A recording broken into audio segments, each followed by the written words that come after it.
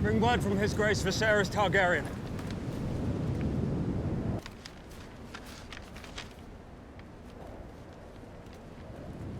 I love that Daemon kind of has this look of, oh, well, let's see what we have here.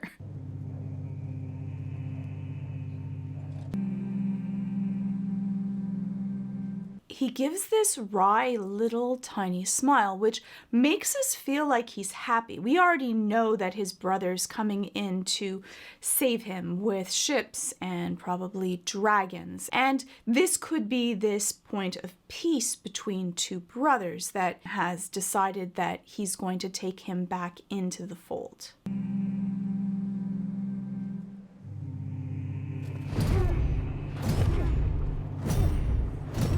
Don't shoot the messenger. It's always the messenger. But Daemon sends a very strong message back to his brother, and he wanted it to be clear. I don't want your help. I don't want it. I didn't ask for it, and I didn't need it, and I don't want to be able to have you be the one to rescue me. Well, we already know that Daemon enjoys violence and maiming people, but this isn't that. This is rage. This is him projecting the anger that he has towards his brother, towards someone else. He can't get to his brother, so instead, he's going to get to the closest thing he can. And the reason that you can tell the difference is in his look. When he was going through the crowd of people with the Golden Company, there was a joy on his face. This was unabated rage. I have ordered 10 ships and 2,000 men to set sail from King's Landing. It is instead my hope that this aid will deliver the victory that has thus far evaded us. Viserys speaks in words that are inclusive, us, and I don't want you to fail in your cause. It caused rage instead of happiness in a sense of belonging. And the reason for that is that his brother discarded him. And on Daemon's side, his intentions were not even ill when he was thrown out. It was for an unjust cause. And then he's been fighting this battle alone. And interestingly enough, it wasn't even against his brother. It's still something that will help the realm. If he really wanted to stick it to his brother, he would join the crab feeder, not fight against him.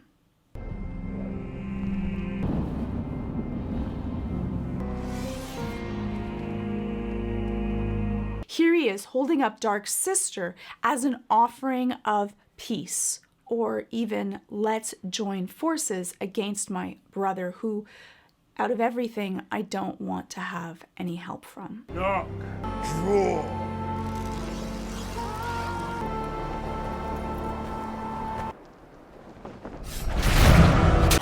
I love it. Okay, so the coolest part about this scene is that they were just talking about The crab feeder and his men have no reason to leave those caves. An offering of flesh to bait the crab. Who? Show me the knight who will march into that hell-pit nephew, and I will show you a madman. who would be important enough, a big enough draw to pull them out of the cave so that they can defeat them. So this moment where I was thinking, oh my God, he's joining the crab feeder and this is going to change everything. That moment where he stabs in and you're like, oh my God, he's on a suicide mission. The choice inside of his mind, which makes perfect sense to his personality, is that I would rather die than have my brother be the reason that the tides of war turn. He's been thrown out, discarded, humiliated, and he needs to earn back that feeling of respect to himself, but also to show up his brother.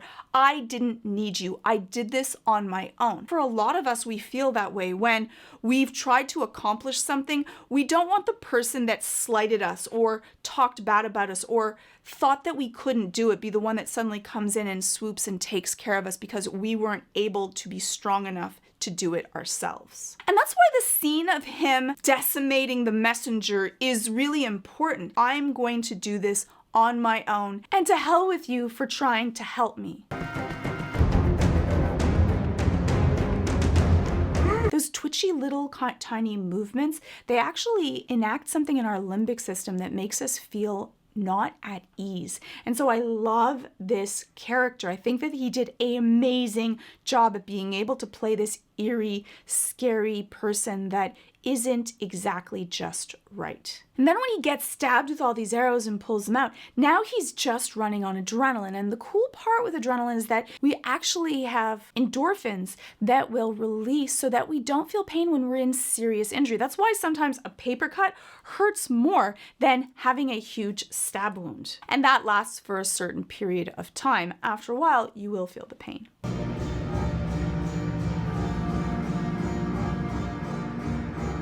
Him being injured and laying there, that is the draw. Once they gather the leader, often what happens is the morale of all of the troops underneath them decreases. And that's a really huge turning point in points of war.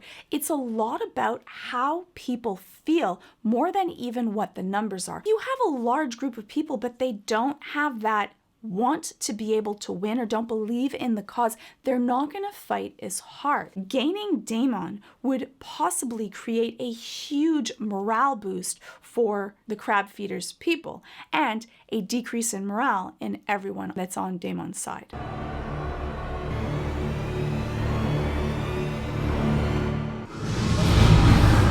I love it. That's a really great scene. You can see the adrenaline on Daemon when he stands there against all of the opposing troops, and it doesn't matter at this point. Adrenaline is the one thing that's keeping him going, but also that resolve of he's gonna put everything on the line. It ends here. Come hell or high water, his brother is not gonna have a hand in his victory or defeat.